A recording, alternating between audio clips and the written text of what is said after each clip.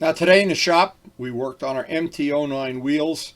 There were a lot of things left from the last video, and we've been having, I don't know if you would call it a delay because of we had some severe snow come through here. So I really didn't get to work as long as I normally would. But we got a lot done despite that. And the project of the wheels, the biggest thing I always think about when I'm doing this kind of a project is it's the middle of the winter. I'm not losing a riding day. And I don't want to ever take any shortcuts or skimp on the amount of time it takes to get the job done right. It's so important, especially at this time of year, just to concentrate on getting it exactly the way I want it before we ever even think about putting any paint on it. And we're going to try to do that today. Now yesterday our work session got cut a little short by a nice visit from Miles. We took him to a swimming lesson. We baked a cake. That was pretty cool. Yesterday was a pretty cool day. We got a lot done on this. I started the day out by showing the tools that I use, power tools and whatever. But of course it all has to get, at the end, sanded by hand. The power tools are useful. The hand sanding is labor intensive. We're going to get a lot of it done today. But as always in my life, there's always the unpredictable curveball. They told us yesterday, we had a few flakes of snow, that we were going to have some big snow today, and they didn't lie. We got big snow right now, coming, and more coming this afternoon. So my plan is I'm going to work on this morning and probably shovel snow in the afternoon. So it looks like we got 5-6 inches already, but it's supposed to snow all day. And this is the problem. I have to be out there chop ice by the pond, of course. I've got to flip battery chargers, and I guess we're not going to get any painting done today. So what this will be, and I heard from Dave Midgley, he's got a lot more snow than we do. They have up to 2 feet up there in New Hampshire. So we're going to just work on that wheel all day today.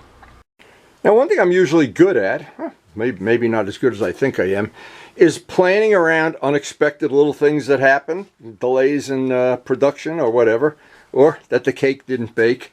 But we have just an unpredictable day, and I don't know where it's going to go.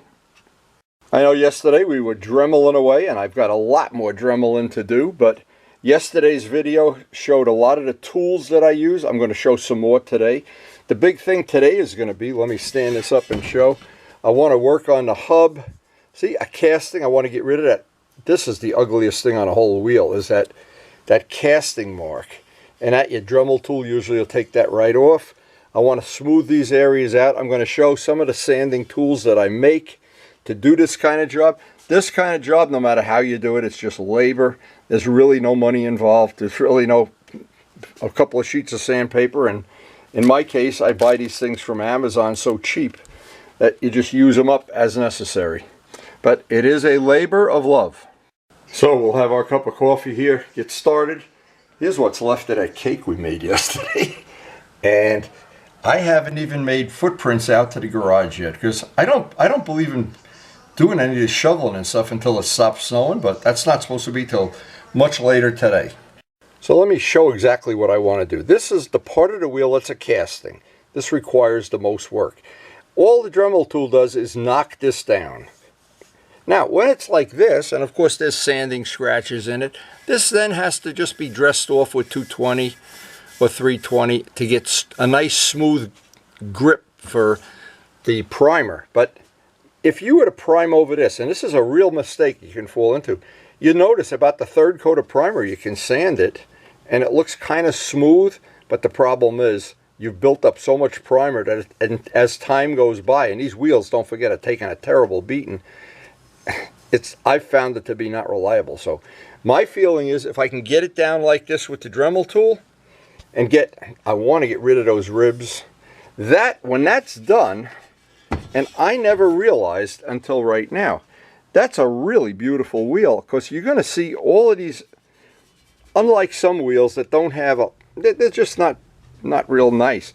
This wheel, I think, is going to, when it's in a silver, and you can see, look, if you do this real quick, you can see what I'm talking about. Here it is blue, and you see it, you don't really see it. Yeah, you don't see the beauty of the wheel. You spin it over, it's a whole different animal. Now, when you buy these, and you buy a bag of them in bulk, they're very, very cheap. They're not real Dremel they wear out, and so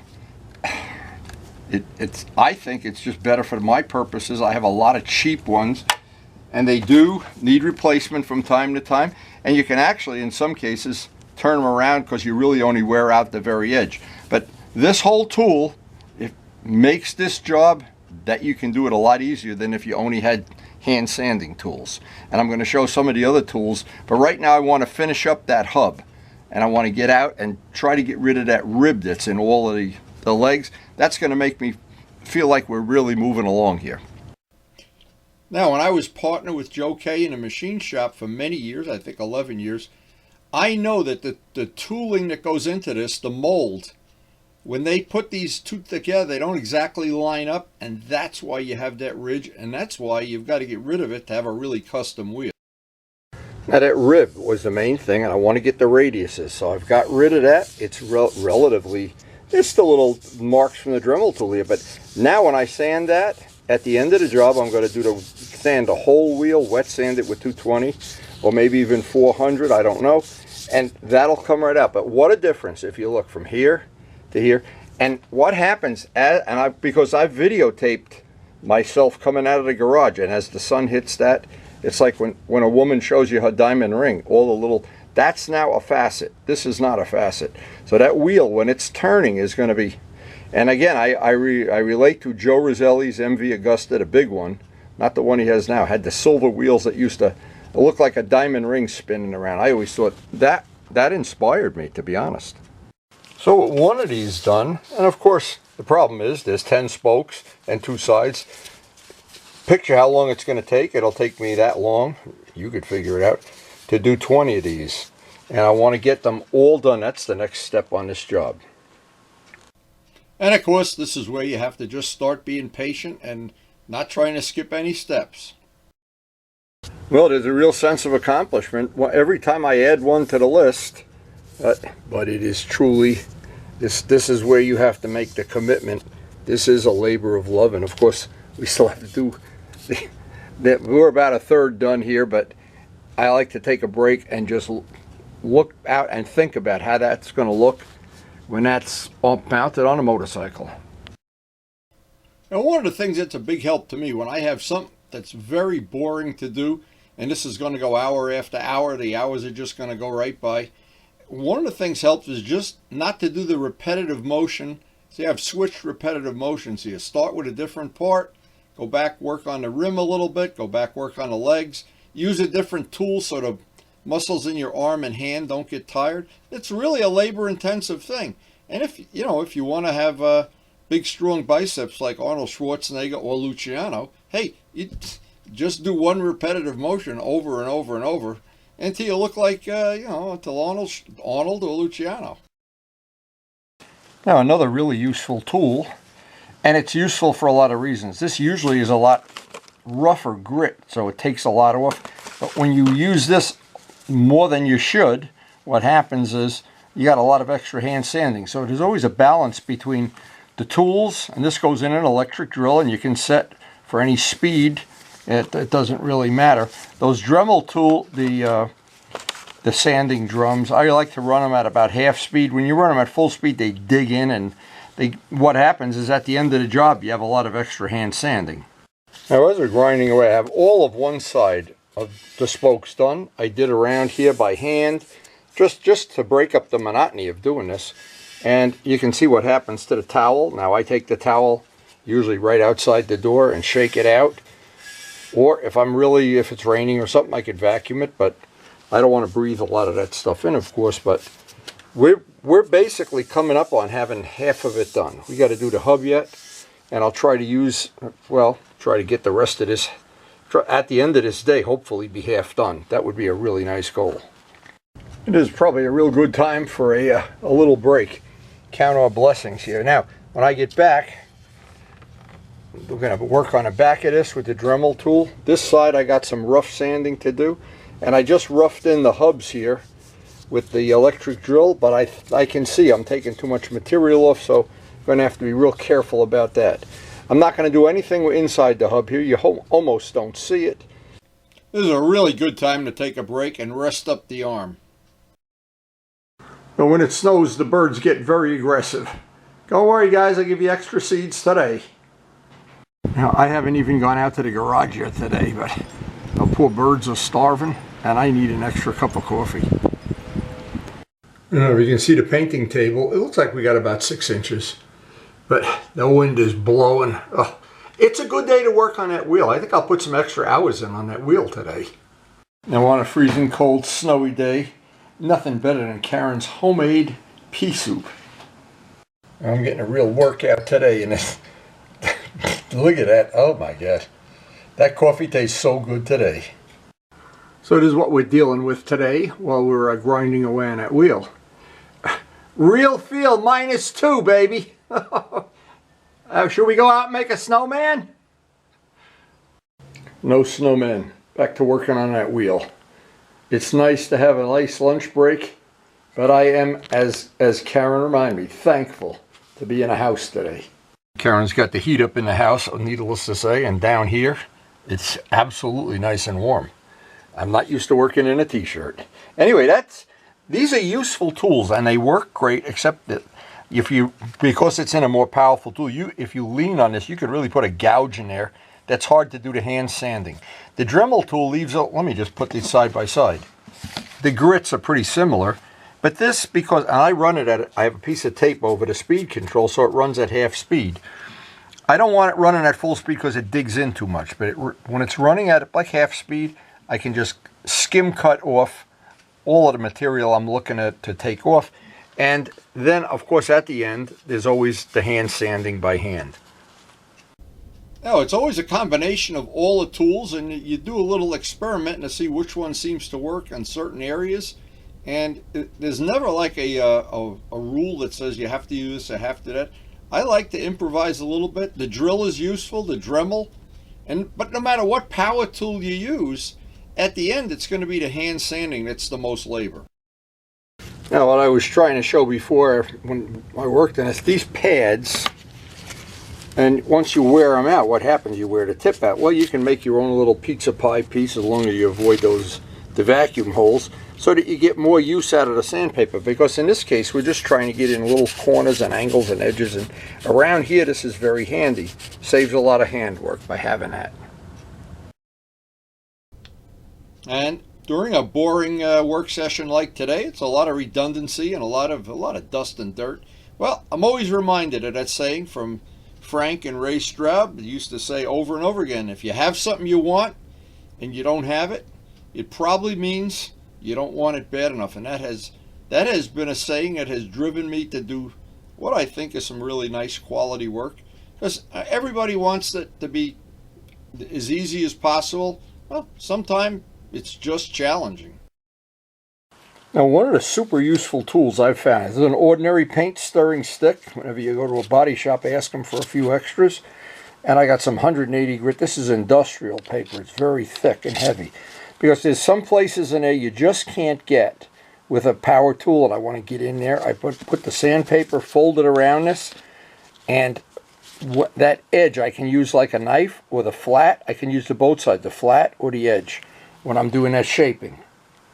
You see that last little bit of the joint? Now, I don't want to see that joint at all. I want that joint so I can use the flat on there, and I can use the edge to get right in that corner and get rid of that little edge.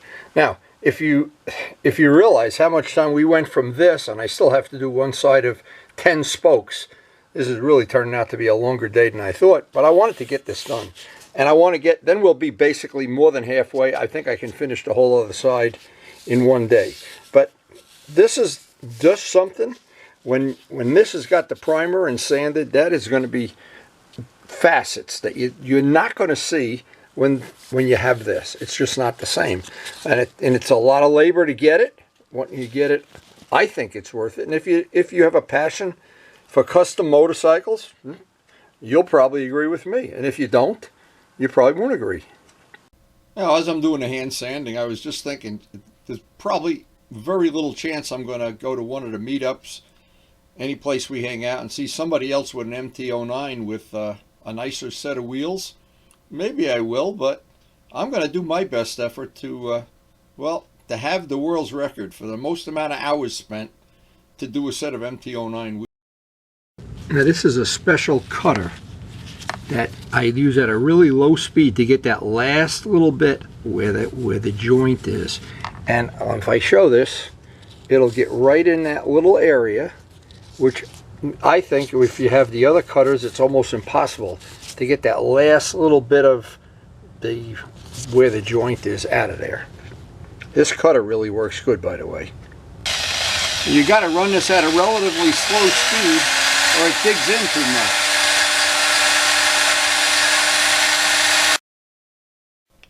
Now, the tools you need to do a job like this, relatively inexpensive, relatively cheap. You can get almost all of them at Harbor Freight. It's the labor that's the thing that you've got to be committed to. A lot of labor. A wheel is a very complex thing to paint, but you know what? It's almost like if you can do a wheel, you pretty much you can do anything. You're really showing off your skills when you pull up to a meetup and you've got a set of these custom wheels. So we have this whole side of the hub done now. I just figured the next thing I'll do is I'll get the 10 sides. We have one side relatively nice and smooth. Get the 10 sides of these, and I think we're pretty much then going to be ready to go shovel snow. So I hope I've shown one of the things that I've used as kind of a way that I get to enjoy doing a lot of work in a single work session is just switch tools back and forth. Don't use one tool for the whole day. That's a way you can, I don't know, maximize when you put some amount of energy into a project. You get the best result for the same amount of energy. Works for me. Now, from time to time in the project, I try to get my shop vac out and work around getting all the dust up.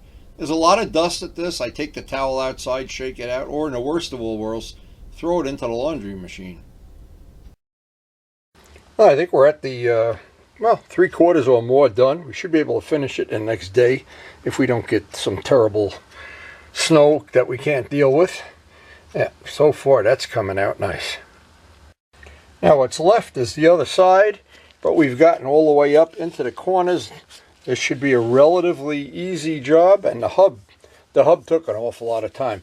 And then when this is all done, the final thing is everything's got to be just sanded by hand, and that's the time-consuming part. Well, today we really made some progress on this, and this is a labor of love. Everybody knows not everybody loves custom motorcycles or cares, or doesn't like flat back wheels or whatever. This is what I like, and there's a price to be paid. It's dirty work. It takes time. You get a good workout. You don't have to go to the gym that day. And we got one more side to do. And when that side is done, we will be ready to start figuring out when we're going to be able to paint outside. Because it looks like the snow has stopped now, and I got to get out there. And this is the least amount of fun you can have when you live in this part of the country, is when it snows like this. But we'll come back to this tomorrow and maybe finish it up tomorrow. We'll be ready to prime it. End of every day, I like to clean up the workbench and just vacuum everything up. Look around at the progress I'm making. In this case, this wheel is going to be, for sure, one of the nicest MT09 wheels around. So this really is pretty funny. I got my electric gloves. It's real feel 2 below 0. And Karen says, why don't you use your electric jacket? Right, I'm going to put that under my real coat. Time to go shovel. So who knew on a day we're working on wheels that we'd be wearing electric gloves to go shovel snow. Actually, these are good. I've done this before. And the electric jacket works. It just works great under a real coat, a heavy coat that I have for this kind of work. So the unplowed snow, we don't even have a footprint going up to our garage. This is going to be a thrill. And my 27-year-old snowblower, will it start? Well, one thing I don't have to worry about this day becoming a Groundhog Day. Holy mackerel, it's cold out here. 2 below. Real feel. As long as I'm out here, I'll flip the battery chargers and see if the snowblower will start. That is really an old snowblower. It really is. We bought that the day Craig left the house 27 years ago.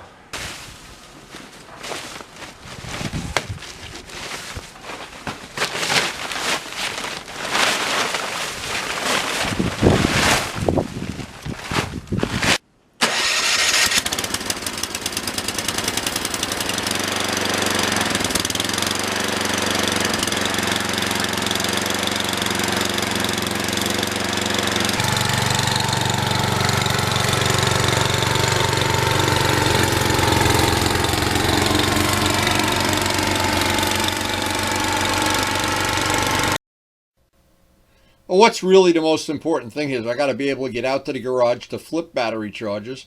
I got to be able to get over to the pond to chop the ice. And sooner or later, I'm going to want to take the bike out and do a photo shoot. Now, I think with the MT09 project, we have had incredibly good luck.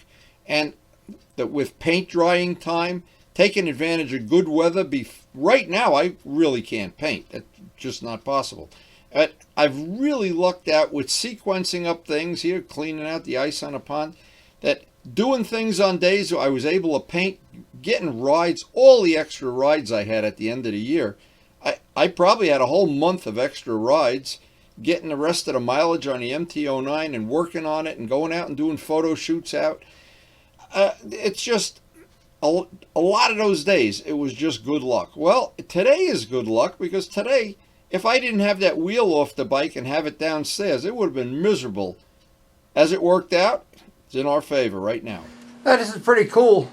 The gloves were still on plenty of charge, and the RC car battery is working great on the jacket. The jacket's still, I'm telling you, warm as toast. Warm as toast. Oh my God, it's nice. Great idea for the next time we have a blizzard. What a crazy day this was. Hope you enjoyed sharing it with us. So here at the end of this day, I wanted to relive a really nice day with Charlie and Joe. We drove up to EBS in Middletown, New York for I think they call this the oil spill, or they had some kind of a meetup there. Got to see a really lot of cool bikes.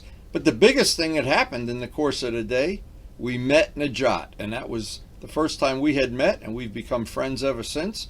By the way, thank you, NEJAT. He has donated many things to the cause, including the GoPro cameras and many beautiful photos that hang all around my shop. Another beautiful, beautiful Ducati, show quality paint, and every part of it anodized or polished. That was really, I remember it well.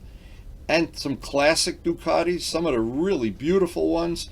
And whenever I go to one of these and I see some of the professionally done bikes, and when I say professional, I mean people that probably spend a lot more money on this stuff than I do. I believe in doing a lot of labor and not a lot of money. That's my approach to the problem. But everybody feels differently, and boy, there sure is room for everybody in the world of motorcycling. And this was one beautiful motorcycle that was there, and there were several race bikes, semi-race bikes, just something for everybody. But here's NEJAT, and this is the day we met for the first time. And I wanted to share some of this I always, at the end of a workday like this, I like to relive some of the fun that I've had. And I've been fortunate and lucky to meet so many nice, really good riders, good people that have become really lifelong friends is the bottom line.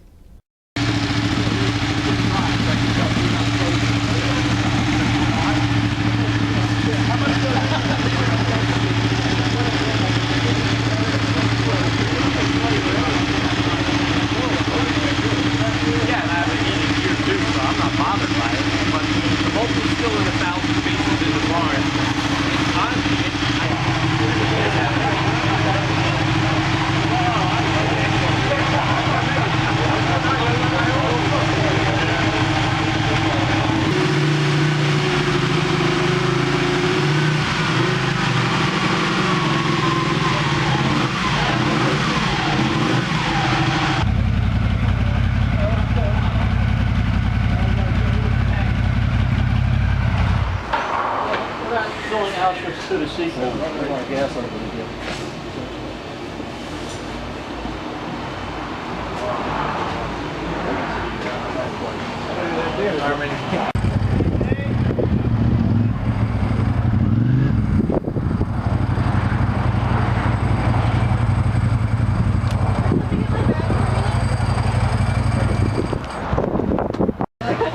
The thing I used to do years ago, just covered all my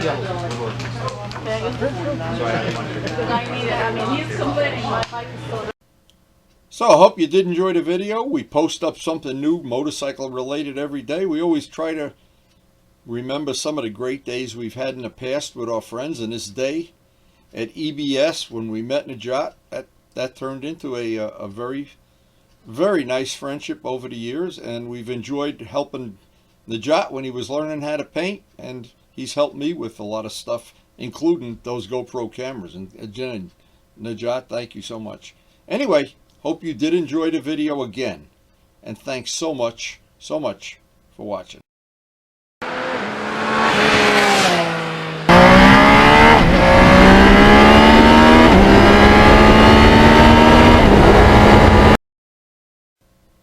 And I hope we will see you tomorrow.